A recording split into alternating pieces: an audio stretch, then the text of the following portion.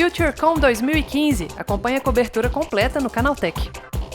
A Qualcomm nada de braçada no mercado de chips para dispositivos móveis. E agora com o crescimento da internet das coisas, é claro que a empresa também tem os olhos voltados para isso. Para conversar um pouco mais sobre as possibilidades da internet das coisas, das cidades inteligentes, converso agora com o Oren Pinsky, ele é diretor de novos negócios da Qualcomm Brasil. Oren, obrigado por conversar com a gente. Obrigado, bom dia. Falando um pouquinho sobre isso que eu acabei de falar, né? A Qualcomm de olho nas cidades inteligentes, na internet das coisas.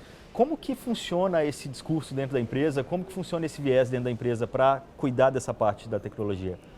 A Qualcomm tem uma história muito rica de conectar pessoas. A empresa tem 30 anos e desde então tem desenvolvido tecnologias que permitiram que as pessoas se comunicassem com cada vez mais features, primeiro com voz e hoje com dados. E a gente vê como uma evolução natural conectar coisas, né? Dar conectividade para dispositivos que hoje em dia não têm conectividade e com isso, com a conectividade eles conseguem trazer mais valor. Então a empresa tem investido bastante e já desenvolvido muita coisa interessante no mundo de conectar, por exemplo, cidades, dar mais valor e dar mais serviços para os dispositivos que as cidades têm, para as ruas, para os prédios, para os medidores de água, luz, gás, para a infraestrutura urbana, para o mobiliário urbano. A gente veio com muito entusiasmo as cidades do mundo inteiro abraçando projetos que envolvem cidades inteligentes. Então, hoje a Qualcomm já tem 20 projetos de cidades inteligentes pelo mundo, né? Já acha que às vezes é coisa do futuro, mas não, tá aí, já é coisa do presente. O que você destacaria como alguns projetos, algumas cidades com algo bem interessante que a gente pode comentar aqui agora? Tem cidades que saíram na frente, de fato, e estão com projetos bastante inovadores e já gerando resultados.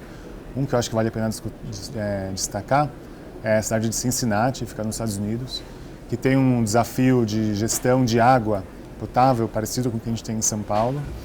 E eles resolveram um problema conectando, deixando toda a rede de distribuição de água e os medidores de água de toda a população conectados. Assim, os cidadãos não precisam esperar até o final do mês para saber quanto que eles consumiram. Você detecta vazamentos minutos ou segundos depois que eles aconteceram. E o resultado disso é a economia de dinheiro e uma distância de uma potencial crise hídrica que eles não têm. Nova York, também a questão da conectividade.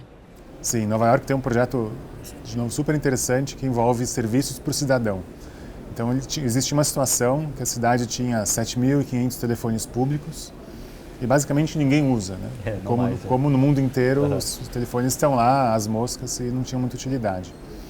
E teve esse conceito de transformar o telefone, que é um aparelho que tinha uma única função, que era para falar, para um aparelho multifunção e oferecendo serviços de graça para o cidadão. Então, foi feita uma licitação e a Qualcomm e outras empresas e os sócios delas ganharam o direito de explorar o telefone público 2.0, que ele também faz ligações, como o telefone normal, mas ele faz muito mais do que isso. Então, por exemplo, ele tem um botão de emergência para chamar a polícia ou bombeiros de maneira muito mais rápida. Ele recarga dos smartphones. Recarga dos smartphones. Ele tem um Wi-Fi de última geração, que consegue ter uma banda de 1.000 gigabits, 1.000 megabits, 1 gigabit, que é mais rápido, acho que é 25 vezes mais rápido do que a cidade tem hoje em dia. Médio. E tudo isso de uma maneira com que a cidade não precisa pagar. Então, custou zero para a prefeitura para oferecer esse serviço para os cidadãos. A contrapartida é que essa empresa tem nos totens telas, onde são passados propaganda, e a propaganda financia os serviços. A gente vai falar mais sobre essa questão dos custos mais para frente, mas eu queria ainda antes falar sobre outros projetos que têm mais ligação com a gente. São Paulo, por exemplo, vocês querem, ou existe um projeto de iluminação pública inteligente também com LEDs, né? Como funcionaria isso? Claro que isso ainda não está em andamento ainda, mas como isso funcionaria?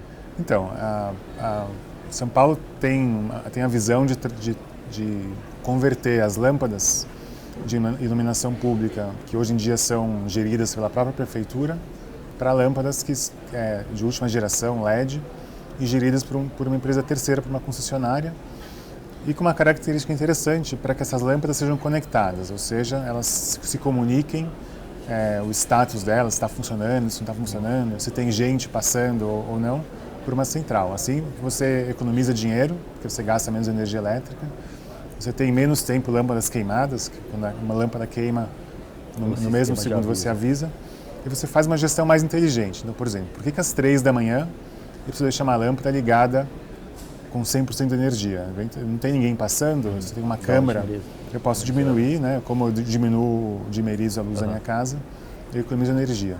Então a prefeitura tem, esse processo está ocorrendo, e a gente está buscando conversar e cooperar junto com as empresas que estão participando dos consórcios para trazer as tecnologias de comunicação para as lâmpadas mais modernas que existem, para que essa visão se torne realidade num curto prazo. Mas a cidade tem 600 mil postes, né? É o número que eu vi. É uma coisa cara de se fazer. É viável, economicamente falando? É viável, e as cidades do mundo inteiro estão fazendo isso. Então, o que você ganha em segurança, o que você ganha em menos acidentes, em menos assaltos, muito mais do que compensa o fato de você não ter. Outra coisa é a conveniência. Então, hoje, por exemplo, quando uma lâmpada queima em São Paulo, você depende do cidadão ligar para o Ilume, e vira e mexe, as lâmpadas ficam 2, 3, 4, 5 dias sem funcionar. Então, imagina você passando numa rua escura, as implicações disso em termos de desde automóveis que podem ter mais acidentes, até a própria segurança. Então, na visão da própria prefeitura, esse tipo de sistema se paga de maneira muito rápida. Legal. Outro projeto relacionado a São Paulo é o do 0800 Poupa Tempo. Esse sim já está em funcionamento, né? Explica para as pessoas como isso funciona. Isso é muito interessante. A gente descobriu que hoje em dia quase todo mundo tem celular, tem um smartphone, mas muitas pessoas não usam o smartphone, ou seja, as pessoas vivem em lugares onde tem serviço de celular, mas só usa o serviço de dados quando eles estão, por exemplo, dentro de um Wi-Fi. Por exemplo, em São Paulo, que tem muito trânsito, em outras cidades do Brasil também, as pessoas gastam 1 hora e meia por dia ou mais no trânsito. Esse tempo é um tempo perdido que poderiam estar usando os serviços. O governo de São Paulo se interessou em oferecer alguns dos serviços que ele oferece no Poupa Tempo através do telefone. Mas ele também percebeu que se ele não trata da questão da conectividade, as pessoas não usam ou esperam chegar num lugar que tem Wi-Fi para usar. Então a gente está colaborando e ajudando o governo a implementar um projeto onde o acesso ao serviço, aos apps do Poupa Tempo dentro do celular são patrocinados, ou seja, qualquer um pode acessar de graça, sem pagar, não importa onde esteja, pode estar no trânsito, pode estar no ônibus, pode estar em casa, não depende de um Wi-Fi, ele funciona em qualquer lugar. Mas quem paga essa conta? Então, o governo paga, um patrocinador, o governo paga. Mas tem um acordo também com as telecoms, não? O governo paga para as empresas de telecom, mas o que a gente percebeu, e o governo também se deu conta, é que é muito mais barato pagar uma conexão de dados mobile para a pessoa acessar um serviço de Poupa Tempo do que ter a pessoa atendendo o telefone, né? Por exemplo, no governo de São Paulo, cada ligação para o Poupa Tempo, falando, né, de voz, demora 7 minutos. Então, durante 7 minutos você tem um atendente, você tem sistemas, o ar-condicionado, toda a estrutura lá. Toda a estrutura. E isso você pode trocar por poucos megabytes de dados que vão custar poucos centavos, né? Então é uma boa economia. Que outras possibilidades de cidades inteligentes vocês têm visto por aí ou desenvolvido por aí? Tem smart grid, farol, parquímetro, prédios inteligentes. Dá um panorama geral do que uma cidade do futuro pode ter. Eu acho que a cidade do futuro tem muito a se beneficiar com conectividade. Então, por exemplo, toda a parte de distribuição de energia elétrica. Hoje em dia você tem pessoas que vão lá e vão medir quanto eu gastei de energia. Todo mês na minha casa vai lá uma pessoa para medir quanto eu gastei de energia elétrica, quanto eu gastei de água, quanto eu gastei de gás. Né? Isso pode ser de maneira automatizado.